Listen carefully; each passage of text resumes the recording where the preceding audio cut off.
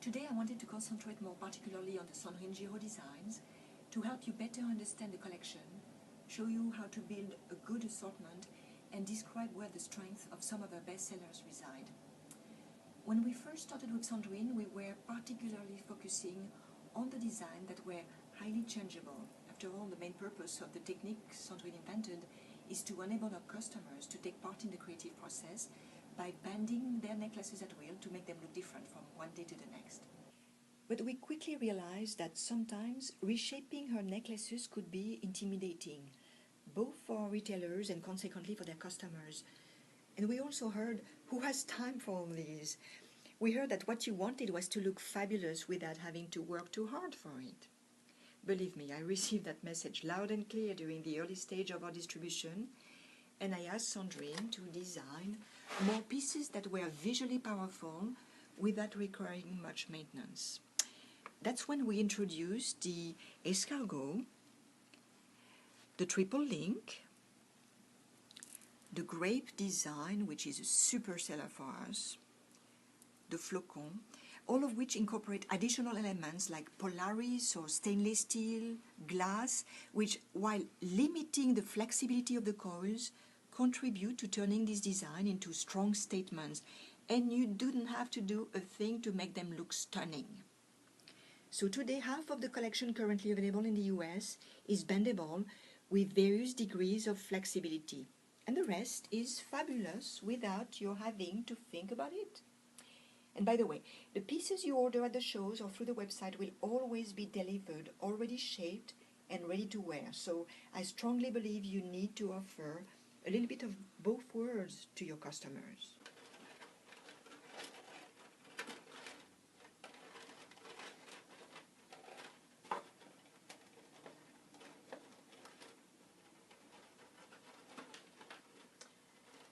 I am currently reshaping one of the liane, and when you do that, you always need to keep your fingers very light and keep the curves round to make it more fluid.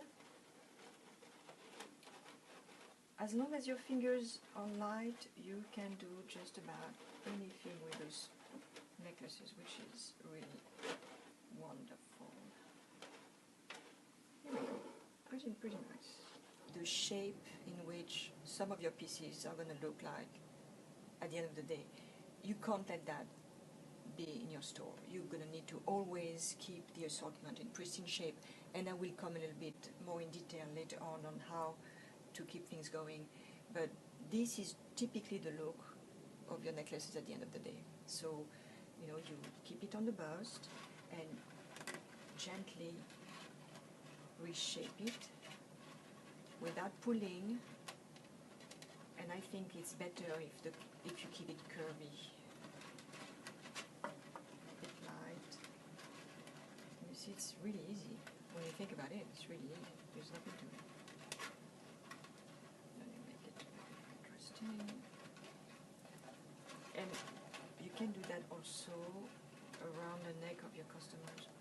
You know, you put the necklace on and then you shape it. That way she can see in front of the mirror how you're doing it.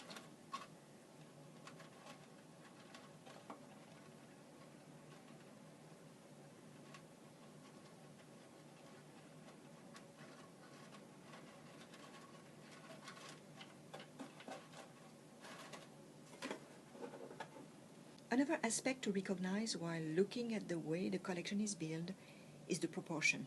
Most necklaces are between 18 and 20 inches long, with a few designs created longer. But the proportion of the necklaces Sandrine creates is less affected by the length than it is by the thickness of the cables that she's choosing to use. Some of your clients will love the look, but they will be more comfortable sporting it in a more quiet way, while others will embrace the shock and awe approach. Since the line contains what you need to satisfy both, I think it would be a shame not to take advantage of all your options. In terms of colors, I will not deny that we are doing exceptionally well with the neutral colors, the black, black and white, gray, white, and gold also. But we are experiencing an increased demand for colors from our retailers, and the most successful of them use the colorful designs to spice up a strong core of neutral necklaces. So do not disqualify the colorful designs right out of the gate because you feel they might be more difficult to sell. The fact is, if you present them well, they will sell well. There are two reasons why. It is crucial that you learn how to gently manipulate your Sandrine pieces. I'm not talking about turning a tubular into an hibiscus, but just learning about how to keep each piece fresh and ready to wear is important. First, you will sell a ton more if you're able to show to your customers how easy it is to bend the cables. And if you practice, you will see I'm right. Clasp the necklace she likes around her neck and show her how to play with it in front of the mirror. If your customer is attracted by the look of Sandrine, the one thing that could prevent her from making the final decision may very well be her impression that it's difficult to operate. Second, you need to keep your assortment in a pristine shape at all time, and that means that if during the day inexperienced fingers have misshaped the necklaces, you will need to learn to bend them back into an elegant pattern. It's in great part why we are doing this video today. You do not have to be artistically gifted, but your fingers cannot show fear when they size the cables. They must stay light and casual and apply a minimum amount of pressure in order to transform the curves without stressing the integrity of the coils. You cannot pull on the spiral.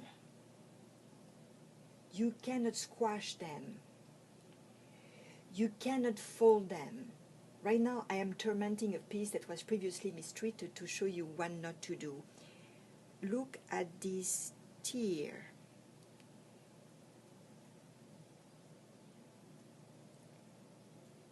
When you pull, it creates some sort of tear in the cable, and it's close to impossible to mend it. Whereas if you play gently with the cables, they will respond without hesitation. You can bring them higher to the face or expand them longer depending on what you're wearing. And the good news is that the new shape you decide on will stay in place.